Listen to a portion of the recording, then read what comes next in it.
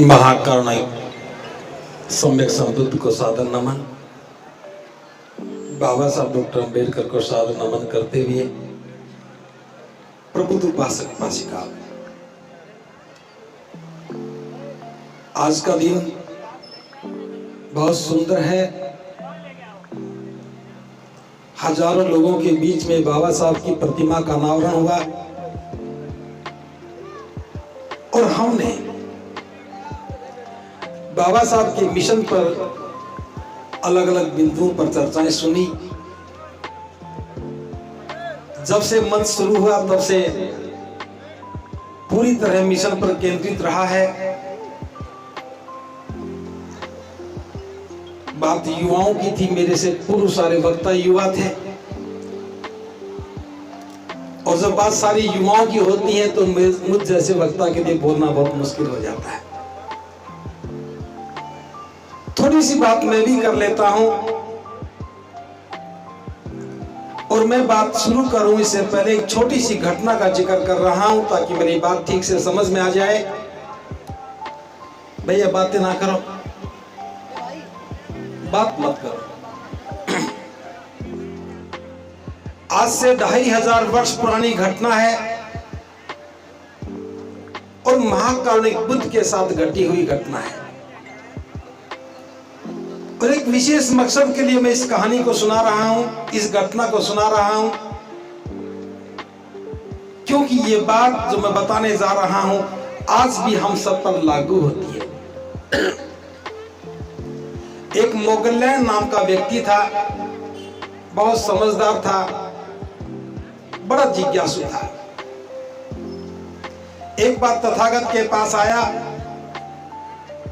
उस समय तथागत सावथी के जैतवन विहार में ठहरे हुए थे, जिसे आज हम श्रावस्ती कहते हैं। उस समय इसे सावथी कहा जाता था। मोगलैंड ने बहुत सारी अपनी जिज्ञासाएं बुद्ध के सामने रखी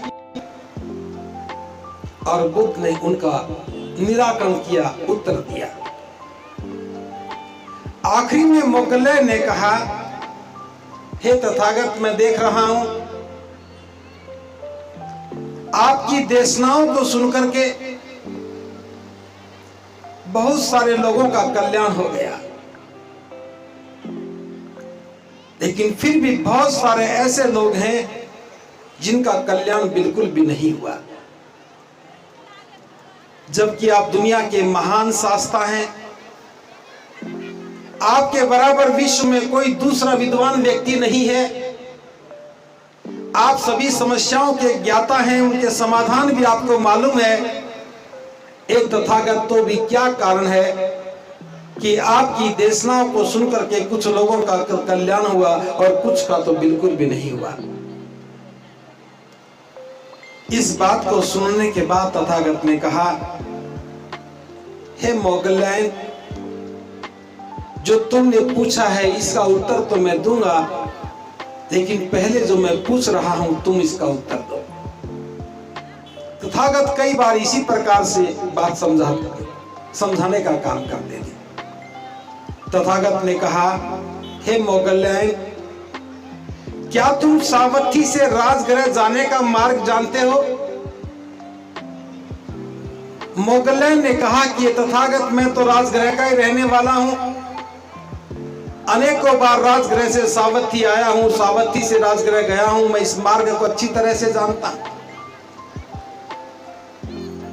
तब बुद्ध कहते हैं कि मोगलैंड, तुम्हारे पास कोई व्यक्ति आए और वो तुमसे सावथी से राजगृह जाने का मार्ग पूछे और तुम उसे कहो कि यहां से पूर्व दिशा में चलो, एक निश्चित दूरी तय करने के बाद राजगृह आ जाएगा।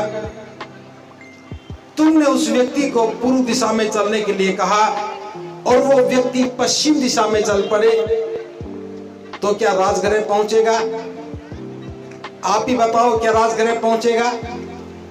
ठीक यही उत्तर मोगलैंड ने भी दिया कि तथागत, वो तो राजगृह कभी भी नहीं पहुंचेगा। फिर बुद्ध कहते हैं कि हे मोगलैंड, उसी समय कोई दूसरा व्यक्ति आता है और वह भी तुम्ही से राजगृह जाने का मार्ग पूछता है और तुम उसे भी ठीक वैसे ही बताते हो जैसा पहले वाले व्यक्ति को बताया, और वो व्यक्ति तुम्हारी बात को सुनकर के पूर्व दिशा में चल पड़ता है, क्या वो व्यक्ति राजगृह पहुंचेगा?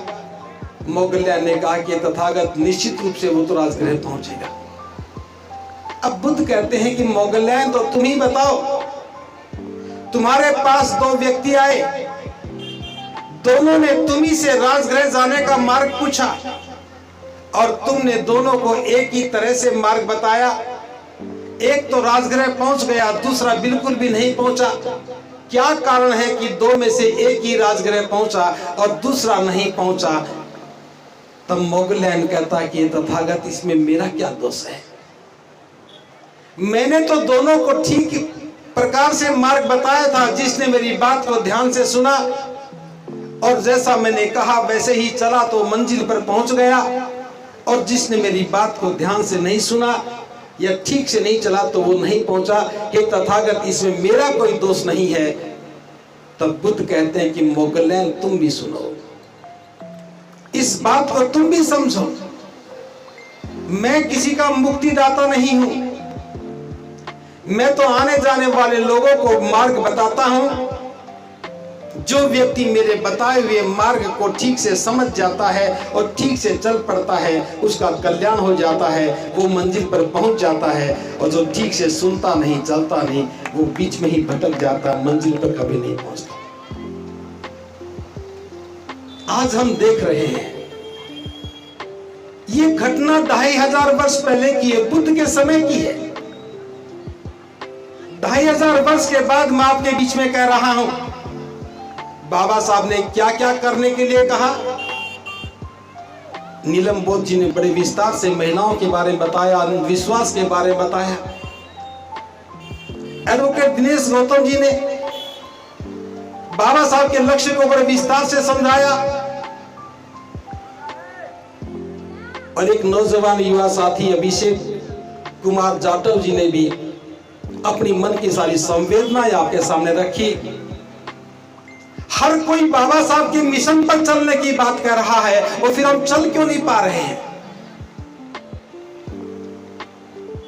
मैं इस बात को ठीक से समझ रहा हूं। हम कितना भी बोल लें, किसी को सुनता नहीं है। आज भी उपासिकाएं पानी पिला रही, घूंघट करके पानी पिला रही हैं।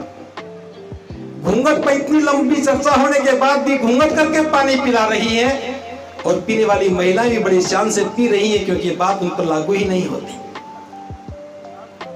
मैं सिर्फ एक बात इतना करना चाह रहा हूं, महापुरुषों ने हमें लक्ष्य बता दिया, उस पर चलने का मार्ग बता दिया, मंजिल पर किस उद्देश्य के लिए पहुंचना है वो बातें बता दी। फिर हम बीच में भटक क्यों रहे हैं? किसके कहे से हम अपने लक्ष्य से भटक रहे हैं? अगर बाबा साहब हमारे मसीहा हैं तो कोई वजह नहीं आज बाबा साहब की मूर्ति का अनावरण हुआ और इस भीमगढ़ी में कोई महिला घूंघट में रह जाए। अगर बाबा साहब समझ में आ गए तो आज के बाद घूंघट नहीं होना चाहिए। आप ये दोष महिलाओं को देंगे, पुरुष बच नहीं सकते हैं। या तो बाबा साहब की मूर्तियां लगाना बंद करो, उनकी बात करनी बंद करो, जय भीम कहना बंद करो। अगर जय भीम कहते हो तो उनकी बात पर अमल भी करो, वरना हम जैसे वक्ता आएंगे और चले जाएंगे। बस आप याद तो रखेंगे कि कोई आए थे, कह करके गए थे, लेकिन करना कुछ नहीं है। हमें बाबा साहब के मिशन को ध्यान से समझना होगा। बाबा साहब इस दुनिया के महानतम विद्वान थे। आज पूरी दुनिया बाबा साहब को बाबा साहब को द सिंबल ऑफ नॉलेज कह रही है। सारी दुनिया बाबा साहब को ज्ञान का प्रतीक कह रही है। उन्हीं बाबा साहब डॉक्टर अंबेडकर ने अपने पूरे ज्ञान की साधना के बाद, अपने जीवन के सारे अनुभव के बाद जीवन में एक अंतिम निर्णय लिया और वो बुद्ध की शरण में गए, जाकर के बौद्ध हो गए। प्रबुद्ध उपासक उपासिकाओं, इस बात को ध्यान से समझना। बाबा साहब दुनिया के महानतम विद्वान थे। अपनी पूरी ज्ञान की साधना के बाद, अपने जीवन के पूरे अनुभव के बाद एक निर्णय लिया और बुद्ध की शरण में चले गए, क्योंकि वो जानते थे कि बिना बुद्ध की शरण में जाए हमारा कल्याण नहीं हो सकता। हमारे ऊपर जो जुल्म होता है, हमारा जो शोषण होता है, हम जो अज्ञानता में जीवन जी रहे हैं, इसकी वजह ये व्यवस्था है, ये धर्म है, ये जातीय व्यवस्था है। बुद्ध की शरण में जाने के बाद समाधान होगा, क्योंकि बुद्ध के धम्म में कोई छोटा और बड़ा नहीं है, कोई भेदभाव नहीं है, महिला पुरुष में भेद नहीं है। ये समता, बंधुता, मैत्री और न्याय के सिद्धांत पर आधारित है। बुद्ध के धम्म में कोई छोटा बड़ा नहीं। बाबा साहब ने निर्णय लिया और लाखों लोगों के साथ बाबा साहब बौद्ध बन गए। मेरा प्रश्न सिर्फ इतना है, जो निर्णय बाबा साहब के जीवन का अंतिम निर्णय था, क्या वो निर्णय हमारे जीवन का पहला निर्णय नहीं होना चाहिए था? बाबा साहब ने जो निर्णय जीवन के अंतिम दौर में लिया, हमारे जीवन की शुरुआत वहीं से होनी चाहिए थी। अगर ये बात ठीक से समझ में आ जाती तो आज हमें ये सब बातें कहने की आवश्यकता नहीं पड़ती। और अब भी ताली बजाने के बजाय तारीख तय करो। तारीख तय करो कि कब बाबा साहब की बात को मान करके बौद्ध बनोगे। और याद रखना, अगर बौद्ध बनना है तो कैसा बौद्ध बनना है? इस जाति को यहीं दफन करके बाहर निकलना है। अगर बौद्ध बन करके भी जाटो बने रहे, वाल्मीकि बने रहे, कुम्हार वो लोहार बने रहे, तो फिर यहीं ठीक हो। बौद्ध बनने के बाद अज्ञानता और अंधविश्वास से बाहर निकलना है। अगर अज्ञानता अंधविश्वास में फंस करके होली, दिवाली, दशहरा मनाते रहे, पति शराब पी के पड़ा है, पत्नी करवा चौथ का व्रत करके लंबी उम्र की कामना करती है, ये अज्ञानता नहीं तो क्या है? आज हम बाबा साहब के नाम पर उत्सव मना रहे हैं और थोड़े दिन के बाद आप ही होली और दिवाली के दिए जलाओगे। आप ही भैया दोस्त पर राखी बांध रहे हो। क्या ये मिशन में आती हैं? बहन बनकर के भाई के पास जाके राखी बांध रही हो, मनुवाद का काम कर रही हो, और आप भी साथ लेके जा रहे हो, राखी बंधवा रहे हो, मनुवाद का ही पोषण कर रहे हो। अगर हमें मिशन समझ में आ जाए तो हमें क्या करना है? सबसे पहले हमें समझना होगा, हमारा आंदोलन मान, सम्मान और स्वाभिमान का आंदोलन है। और मान का मतलब है जीवन के मूल्य, और जीवन के मूल्य जब बनेंगे, जब हम 5 शीलों का पालन करने लगेंगे। 5 शीलों का पालन करने से जीवन श्रेष्ठ बनेगा, और श्रेष्ठ जीवन बनने के बाद हम सामाजिक समस्याओं का निदान करेंगे। हमारी समस्याएं कौन सी हैं? हमारी समस्या गैर बराबरी की है। हर व्यक्ति के मन में भाव है, वो मुझसे बड़ा है, मैं उससे बड़ा हूं, वो मुझसे छोटा है। जब हम इस भाव में जीते हैं तो कोई दूसरा भी हमारे साथ ऐसा व्यवहार करता है, और ये हमारे मनोबल को गिराने का काम करता है। आप नारे लगाते हैं, बौद्ध धर्म की क्या पहचान? लगाया होगा ना? मेरे साथ लगा के देख लो। बौद्ध धर्म की क्या पहचान? जोर से, बौद्ध धर्म की क्या पहचान? थोड़ा और जोर लगा लो। बौद्ध धर्म की क्या पहचान? ये सिर्फ नारा है या इसको हकीकत में होना चाहिए? हकीकत में होना चाहिए तो आज से ही हमें ये बात समझनी चाहिए, यदि हम बाबा साहब के अनुयायी हैं तो कोई छोटा और बड़ा नहीं है, महिला पुरुष में कोई भेद नहीं है। अगर ये बात समझ में आ जाए तो आज ही चूड़ियां उतर जाएं, आज ही घूंघट खत्म हो जाए, और आज ही हम भाई भाई से प्रेम करने लग जाएं। मुश्किल काम नहीं है, मन को बदलना है। दूसरी बात, हमारी समस्या हम पर होने वाला जुल्म है। और जुल्म क्यों होता है? क्योंकि हम गरीब हैं, और गरीब इसलिए हैं कि हम कर्जदार रहते हैं। एक शादी करने के नाम पर लाखों रुपया बर्बाद करते हैं। घर में बच्चा पैदा हो जाए तो हजारों रुपया बर्बाद करते हैं, और घर में कोई मर भी जाए तो जिससे आप रोज लड़ते हो उसी को जाकर के पूजना शुरू करते हो। अगर यह बात समझ में आ जाए कि हमें अपने नौजवानों को गरीबी से मुक्त करना है, मैं ये बात पूरे विश्वास के साथ कहता हूं, यदि कोई नौजवान आज संकल्प ले ले कि उसे जीवन में गरीब नहीं रहना है, तो बस एक ही काम करना होगा, उसे सामाजिक परंपराओं को बदलना होगा। बौद्ध बनने के बाद हमारी समझ में यह बात आनी चाहिए कि बौद्ध बनने के बाद हम विवाह कैसे करें, और विवाह करने के लिए बारात और दावत बैंड बारात इनको बंद करना होगा। दो बात मेरी मान लो बस। एक बात तो ये कि बारात में जाना बंद कर दो। एक बात तो ये कि बारात में जाना बंद कर दो, और दूसरी बात दावत खाना बंद कर दो।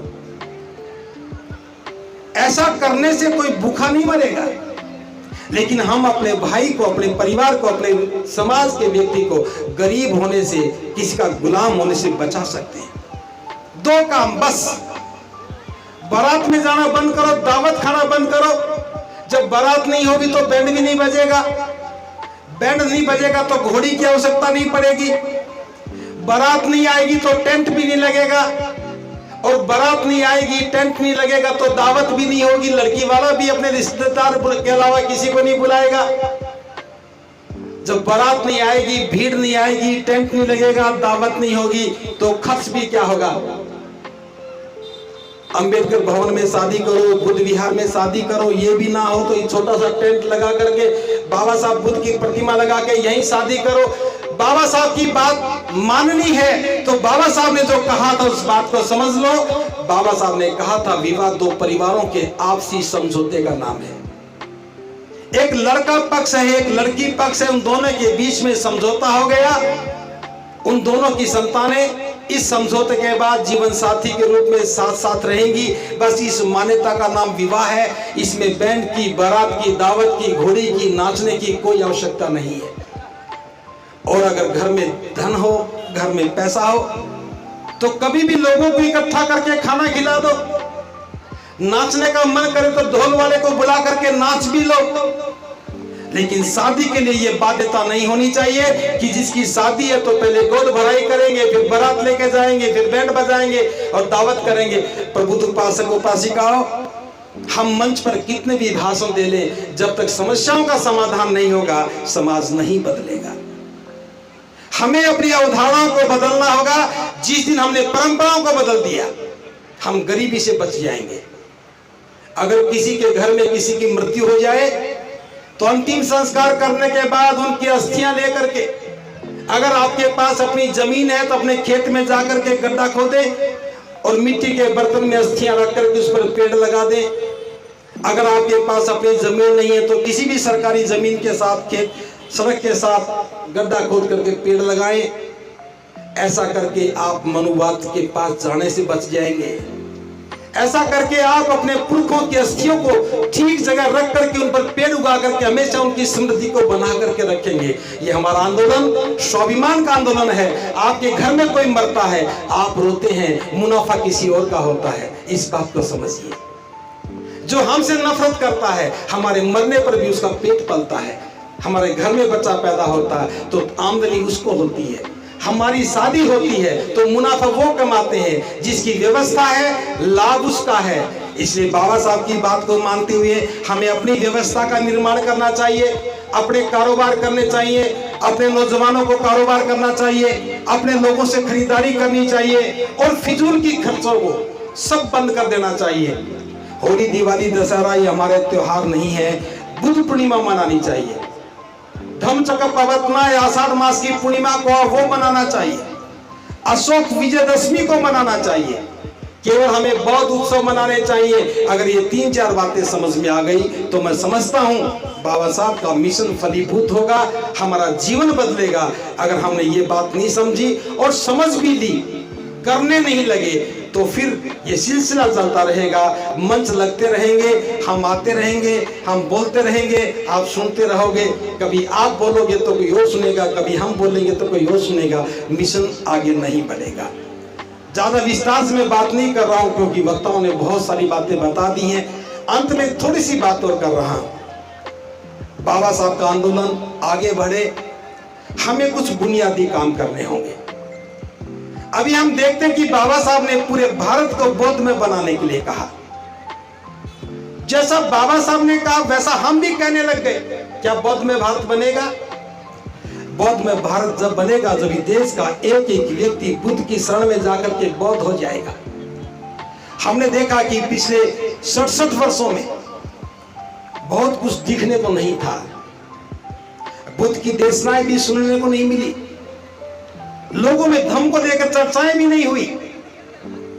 तब हमने बुद्ध के समय को देखा, पुस्तकों में खंगाला कि बुद्ध के समय में धर्म क्यों तेजी से बढ़ा, और वो बात हमारी समझ में आ गई।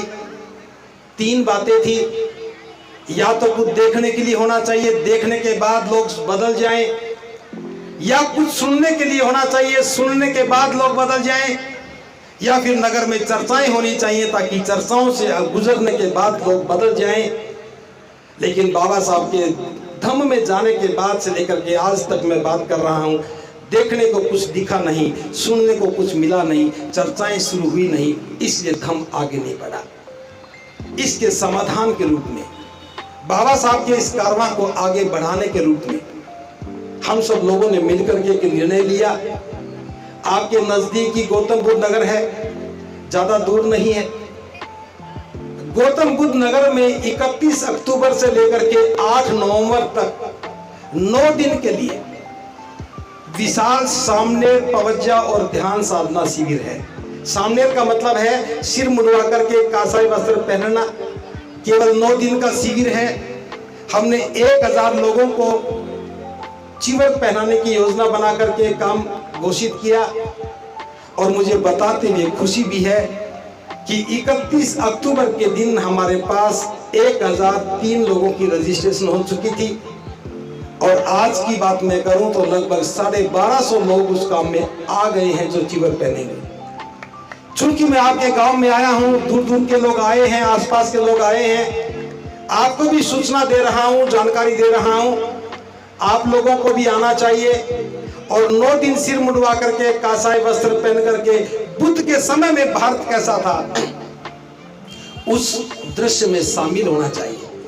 आप जब देखेंगे कि हजारों लोग सिर मुंडवा करके, कासाई वस्त्र पहन करके एक साथ बैठे हैं, ध्यान साधना कर रहे हैं, एक साथ चक्रमण की साधना कर रहे हैं, एक साथ भोजन ले रहे हैं, कितना भाव विभोर करने वाला दृश्य होगा। कल्पना मन में वही आएगी जब बुद्ध के साथ हजारों भिक्षु चलते थे तो लोग ऐसा अनुभव करते थे। आज हम बाबा साहब डॉक्टर अंबेडकर के अनुकंपा से उस अनुभव को देख पाएंगे।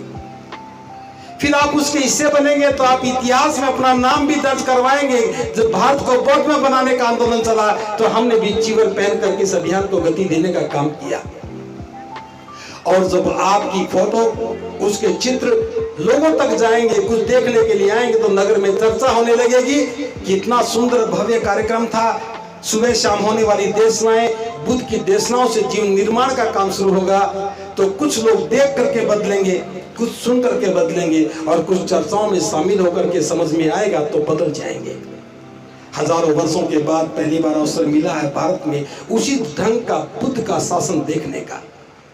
मेरा आमंत्रण है आप सब लोगों को कि 9 दिन के लिए आप चिवर पहनने के लिए आइए। एक टेलीफोन कॉल करके आप अपना रजिस्ट्रेशन करवा सकते हैं। धम्मभूमि का कोई भी व्यक्ति आपको जानता हो, एडवोकेट ललित गौतम जी हैं, इनको बोल सकते हैं, कोई भी बोल सकता है। बुद्ध अलंकार जी हैं अलीगढ़ से, मेरे पास भी मैसेज भेज सकते हैं, बात कर सकते हैं, आपका रजिस्ट्रेशन हो जाएगा। अगर कोई व्यक्ति सिर मुंडवाना नहीं चाहता तो सफेद कपड़े पहन करके भी 9 दिन वहां रह सकता है। महिलाएं भी सिर मुंडवाएंगी, कासाई वस्त्र पहनेंगी, महिलाएं भी सफेद कपड़ों में आएंगी, कोई भी सफेद कपड़े में वहां रह सकता है। आपके लिए ये सारी व्यवस्था निःशुल्क है।